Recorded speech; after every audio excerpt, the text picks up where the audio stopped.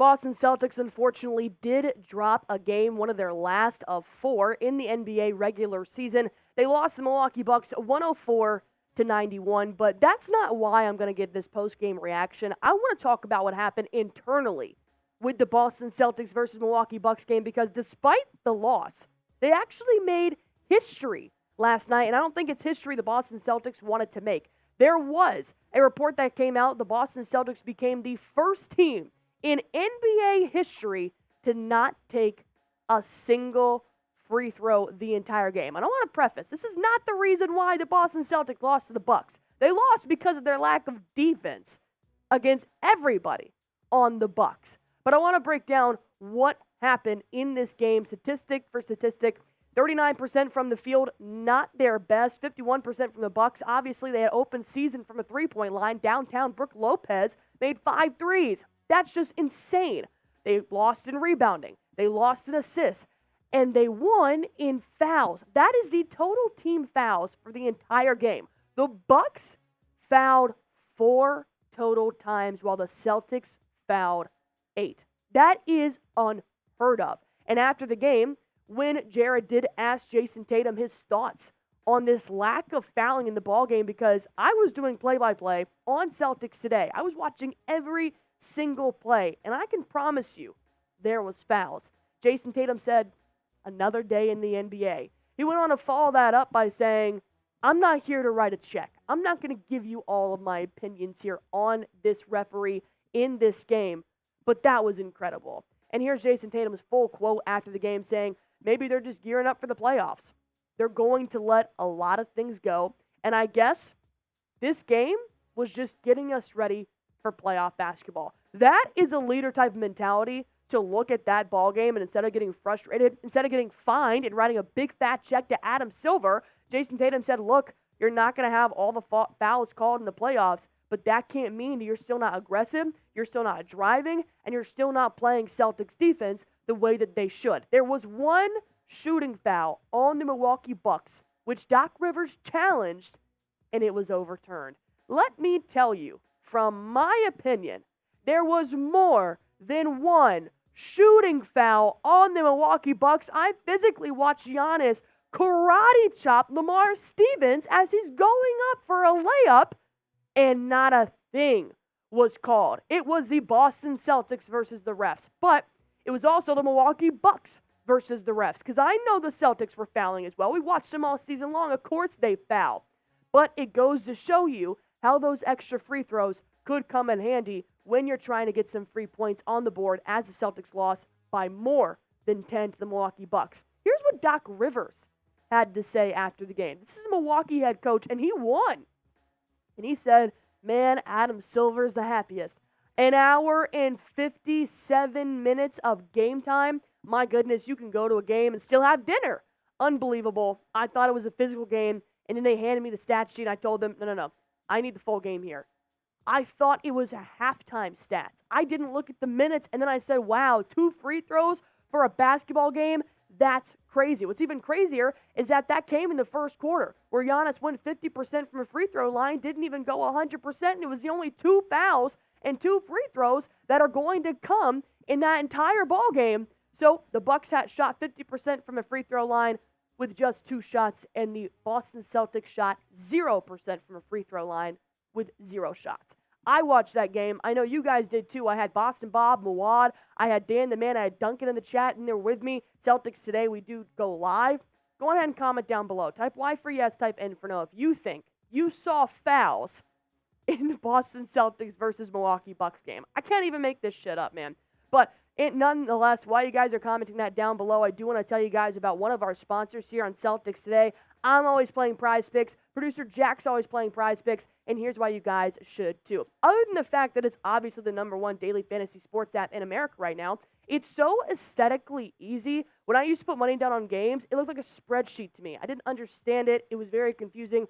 Prize Picks makes it so easy, it's almost tempting not to play it. All you guys have to do is pick more or less on a player's projected stats, and you can win up to 100 times your money on Prize Picks. That is it. Takes less than 60 seconds for you guys to have a chance to test your hoop skills and your NFL skills and your NHL challenge. Just go on ahead and go to prizepicks.com/CLNS and use promo code CLNS for a first-time deposit match up to $100. And here are my picks for tonight's games. I got Damian Lillard having more than 27.5 points. He didn't have 27.5 points against the Celtics, so maybe he's got a little redemption tonight. And then I have Bam Adebayo having more than 33.5 points, rebounds, and assists as well. You guys know you can always copy my prize picks. I have no problem with that. Or you can make your own. Or you can always play alongside some of Prize Picks' favorite players, like Meek Mill and Sugar Sean O'Malley. And you can find community plays under the promos tab of the app to view entries from some of the biggest names in the Prize Picks communities each week. Just go to prizepicks.com/CLNS. Use that promo code CLNS for a first-time deposit match up to $100. Pick more, pick less. It's that easy. I want to talk about what actually happened in the ballgame that wasn't necessarily in the stat line. So the Celtics actually did lose in the paint, and Brook Lopez had his way with the Boston Celtics because there was no Kristaps Porzingis or Al Horford playing last night, so we got to see a little bit more of Xavier Tillman. While I have been a fan of Xavier Tillman, I did notice one flaw, and that was the sense that he might just be a play too slow when it's going to come to the postseason. I think Tillman is a good man-on-man defender, but when that man drives past Tillman, it is open range to the basket, which makes me nervous for the 5 spot. If that was the 4, then maybe you got some help in the paint. But overall, the Boston Celtics need Kristaps and Al Horford to be successful in the postseason because under 6 feet, Kristaps allows 49% defended field goal percentage. Kristaps maybe has the most blocks on the team. Yes, he averages about 1.9 blocks a game. But Derek White comes in second there, and you got Al Horford coming in at 4th. But what Kristaps does with his size is that he's able to spread out amongst the entire paint because of his wingspan and because of his height standing at 7'3".